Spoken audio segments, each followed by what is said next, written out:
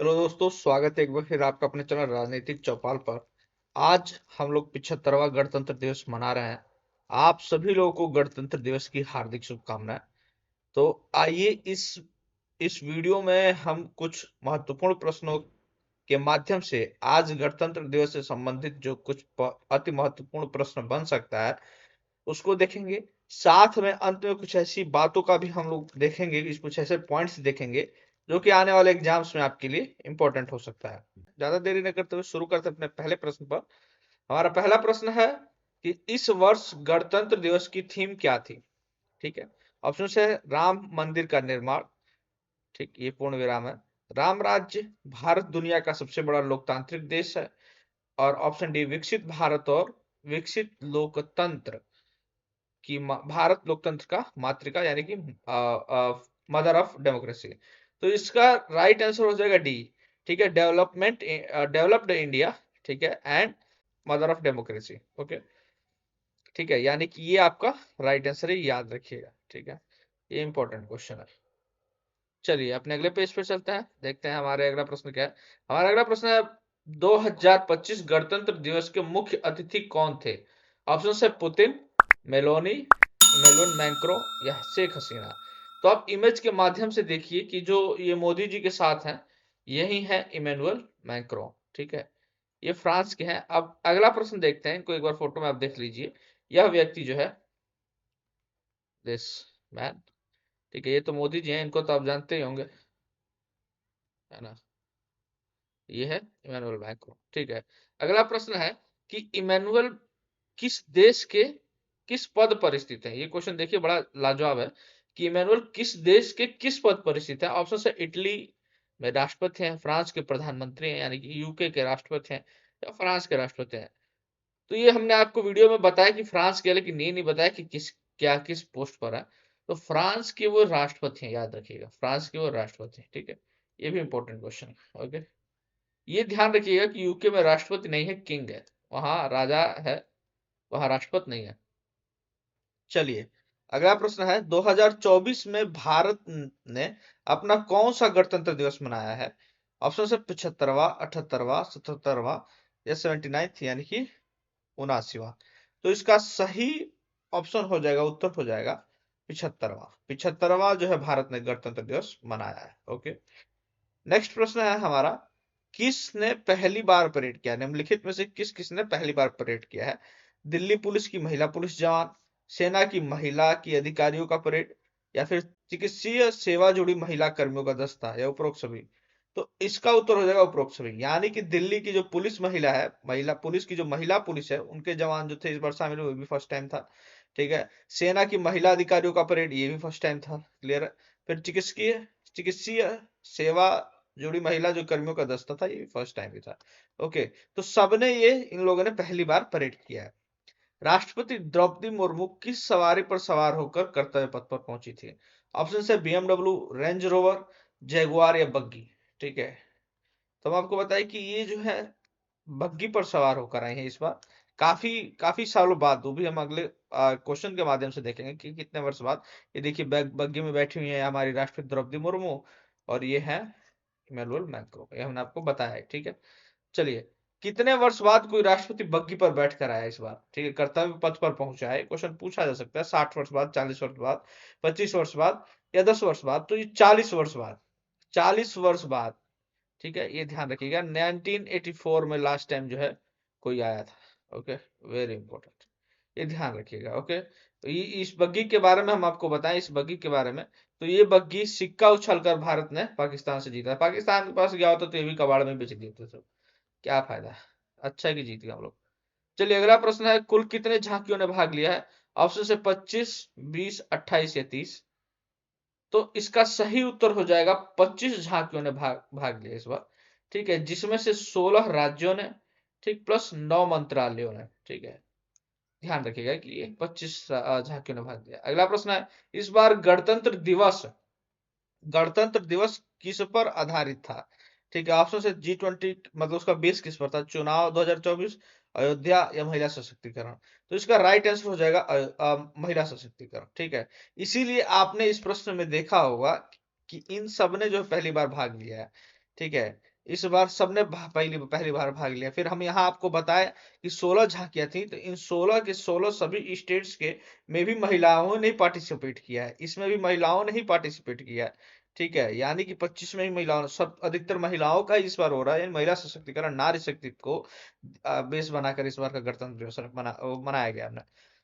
Fly past में कितने विमानों ने भाग लिया है? ऑप्शन से 46, 54, 60 या 41। तो देखिए इसका राइट अगर आंसर हम आपको बताएं तो इसका राइट आंसर हो जाएगा कि 54 फ्लाई पास्ट में विमानों ने भाग लिया, फ्लाई पास्ट में, जिसमें 46 तो आपके एयरफोर्स के थे, ये याद रखिएगा, ये इतने तो एयरफोर्स के थे। क्लियर है? 4 जो थे वो थल सेना के थे। ठीक है, एक जो था वो नेवी से था। ठीक है, और 4 जो थे वो फ्रेंच थे, मतलब फ्रांसीसी ने भाग लिया, फ्रांसीसी लड़ाकू विमानों ने भी भाग लिया। चलिए अगले अपने अगले प्रश्न पर चलता है। और अगला प्रश्न है, गणतंत्र दिवस के दिन ध्वज कौन फहराता है? ऑप्शन है राष्ट्रपति, प्रधानमंत्री, मुख्य अतिथि या सीजीआई यानी चीफ जस्टिस ऑफ इंडिया। तो इसका राइट आंसर हो जाएगा राष्ट्रपति, और इस बार द्रौपदी मुर्मू ने दूसरी बार फहराया है। क्लियर है? प्रधानमंत्री 15 अगस्त को फहराते हैं। ठीक है, ध्वजारोहण करता है। ओके, हमारा अगला प्रश्न है, गणतंत्र दिवस का आयोजन कौन सा मंत्रालय कराता है? ठीक है, ऑप्शन से गृह मंत्रालय, ऑप्शन से गृह मंत्रालय, रक्षा मंत्रालय, राष्ट्रपति भवन या प्रधानमंत्री कार्यालय। तो इसका सही उत्तर हो जाएगा रक्षा मंत्रालय। रक्षा मंत्रालय ही जो है गणतंत्र दिवस का आयोजन करवाता है, ये याद रखिएगा, वेरी वेरी इंपॉर्टेंट क्वेश्चन है। क्लियर है? चलिए अगला प्रश्न है, गणतंत्र दिवस क्यों मनाया जाता है? ये तो बहुत ज्यादा इंपॉर्टेंट क्वेश्चन, वैसे तो जनरली लोगों को पता है क्यों मनाया जाता है। ठीक है, ये मोस्ट इंपॉर्टेंट, आप जाकर किसी से मार्केट में पूछ लीजिएगा, उसको नहीं पता होगा। ऑप्शन है इसमें, इस दिन हमें आजादी मिली थी, इस दिन संविधान बनकर तैयार हुआ था, इस दिन संविधान लागू हुआ था, इस दिन भारत पाकिस्तान से अलग हुआ था। तो देखिए इसका सही आंसर हो जाएगा, इस दिन संविधान लागू हुआ था। 26 जनवरी 1950 को, 26 जनवरी 1950 को हमारा संविधान लागू हुआ था।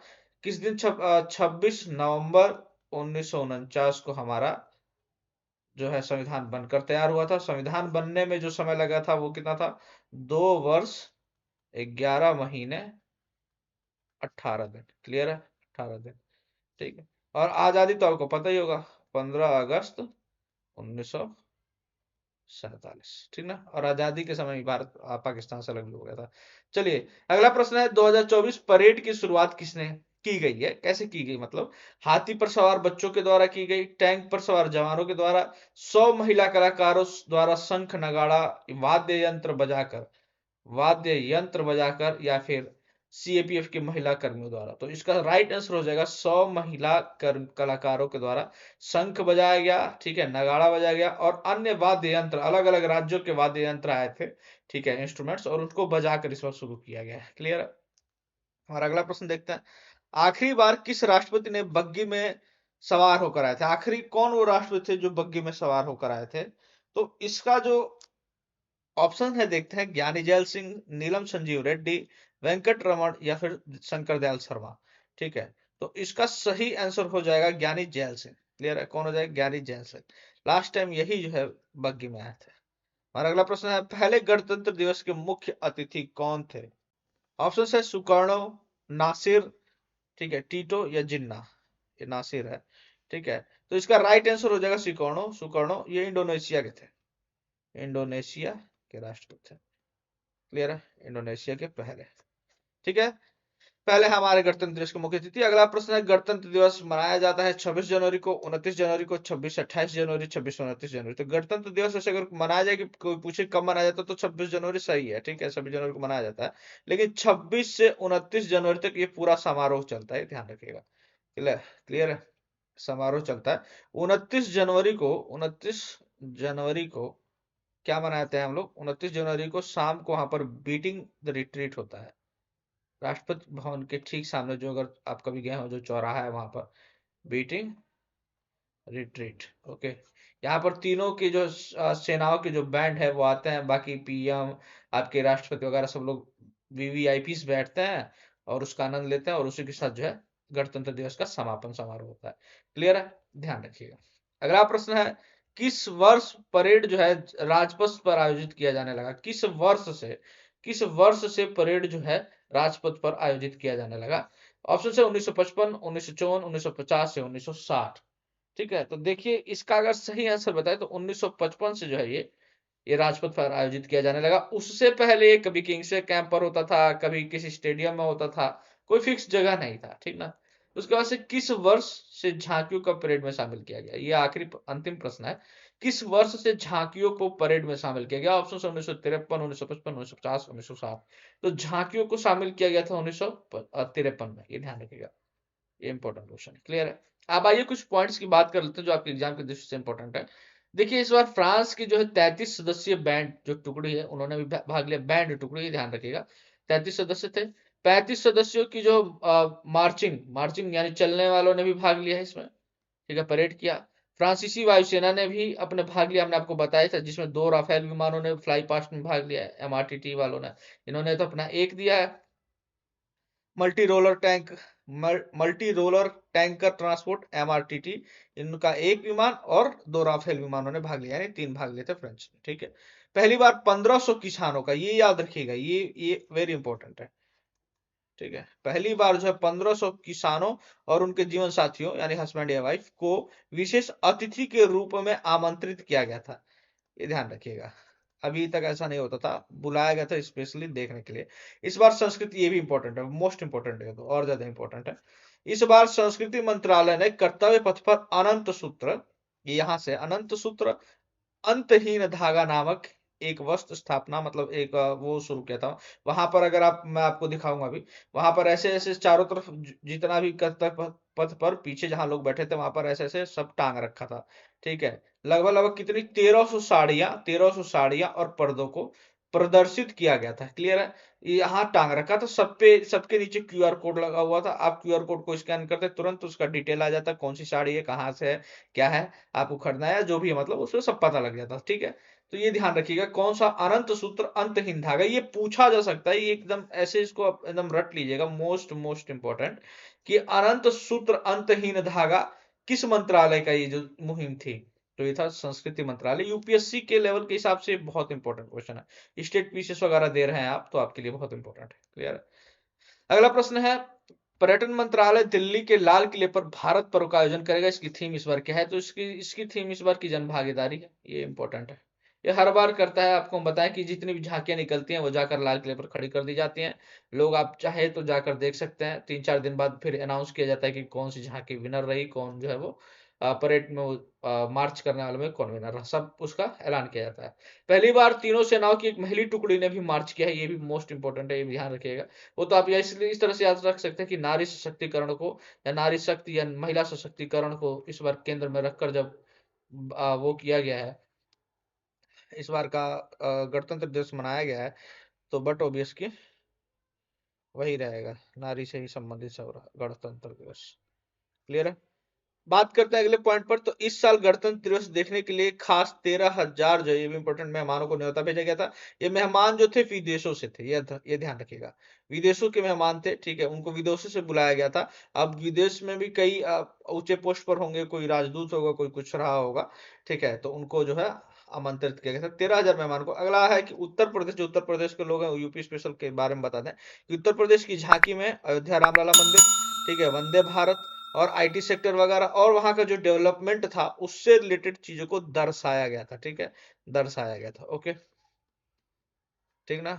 इसी के साथ ये वीडियो यही समाप्त होती है। आप हमें कमेंट करके बताइए कि वीडियो कैसी लगी। अगर वीडियो अच्छी लगी तो लाइक करिए, और ज्यादा अच्छी लगी तो अपने दोस्त को शेयर करिए, क्योंकि वो भी पढ़े। फिर हमें कमेंट करिएगा, कमेंट इसलिए करके बताइएगा कि क्या आपको वीडियो कैसी लगी। उसके बाद से नया है अगर, तो क्या करेगा, सब्सक्राइब करिएगा। चलिए, मिलते हैं बहुत जल्द आपसे अपने नए वीडियो में, तब तक के लिए जय हिंद, जय भारत।